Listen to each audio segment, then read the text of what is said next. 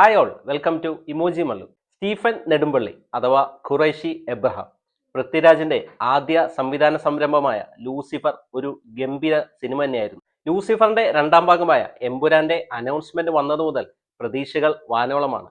ഇപ്പോൾ ഇതാ എമ്പുരാന്റെ official teaser release ആയിട്ടുണ്ട്. അപ്പൊ നമുക്ക് ടീസർ ഒന്ന് കണ്ടു നോക്കാം.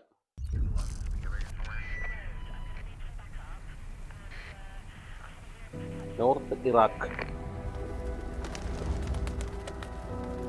ലൈക്ക പ്രൊഡക്ഷൻസ്. എന്നെങ്കിലും ഒരിക്കൽ നിനക്ക് ചുറ്റുമുള്ളതൊക്കെ തകർന്നു എന്ന് തോന്നിയാൽ, അന്ന് അച്ഛനില്ലെങ്കിൽ നിനക്ക് സഹായം ചോദിച്ചു ചെല്ലാൻ ഒരാളെ ഉണ്ട്. Stephen.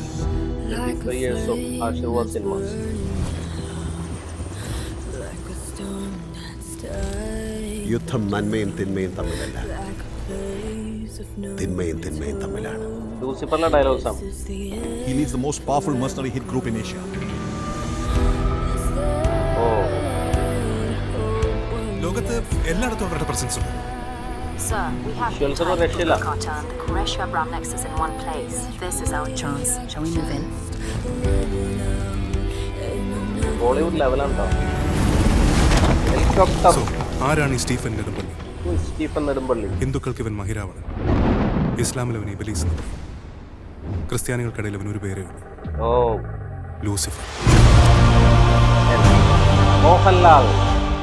He's coming back.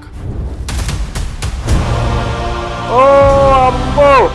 Abram, Qureshi Abram. എന്താ frame? I hear gunshots. We're moving in.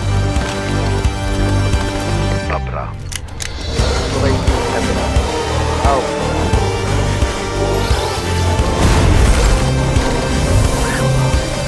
This deal is with the devil.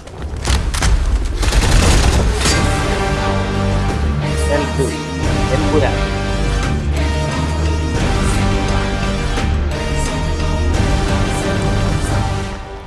बस एक इशारा भाईजान, बस एक इंतजार रहेगा. खुदा हाफिज.